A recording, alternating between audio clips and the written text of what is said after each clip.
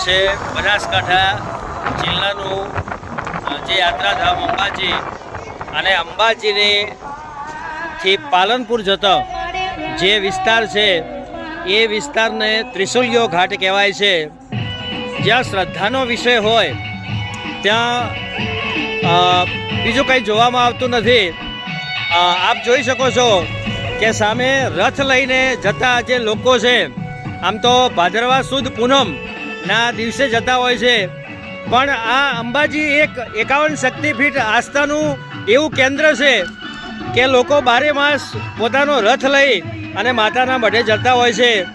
અને આ જે ત્રિશુલિયો ઘાટ છે એ ત્રિશુલિયા ઘાટે અંબાજીથી પાલનપુર તરફ આવતા જે વાહનો છે, ખાસ કરીને લોડેડ ટ્રકો છે, એ જ્યારે રાત્રે અહીંથી પસાર થતી હોય છે અને એ વખતે સ્પીડને કારણે અહીં એક્સિડન્ટ વારંવાર થવાની ઘટના બનતી હોય છે.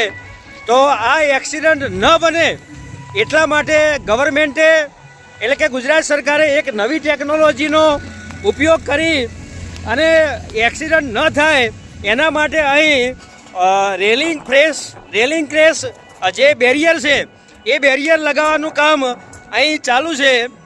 આ બેરિયરની ખાસિયત એ છે કે જો ગાડી રોડ ઉપરથી આવતી હોય અને ટ્રક ડ્રાઈવર જો એનું બેલેન્સ ગુમાવી દે અથવા એની બ્રેક ફેલ થાય તો એ ગાડી આ બેરિયરને કારણે અહીં રોડ ઉપર પરત આવે અને એનો એક્સિડન્ટ ન થાય.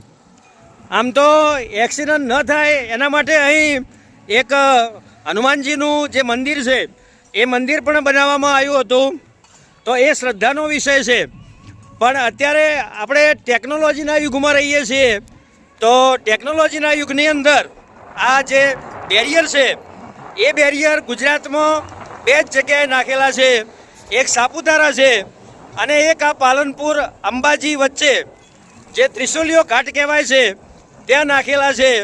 આ બેરિયર એટલા માટે કે રાત્રે જે વારંવાર ઘટનાઓ બને છે એક્સિડન્ટની અને ખીણમાં ક્યારેક ગાડીઓ જતી રહેશે તો એ ગાડીઓ હવે નહીં જાય અને ગાડીઓનું રક્ષણ થશે.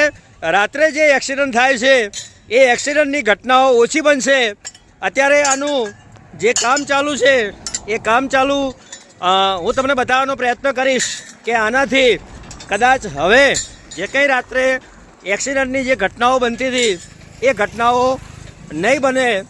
અને અહીંથી ડ્રાઈવરો એટલે કે રાત્રે ટ્રક ચાલક, બસ ચાલક એ પોતાનું સલામતીપૂર્વક, સેફટીપૂર્વક ડ્રાઇવિંગ કરી શકશે.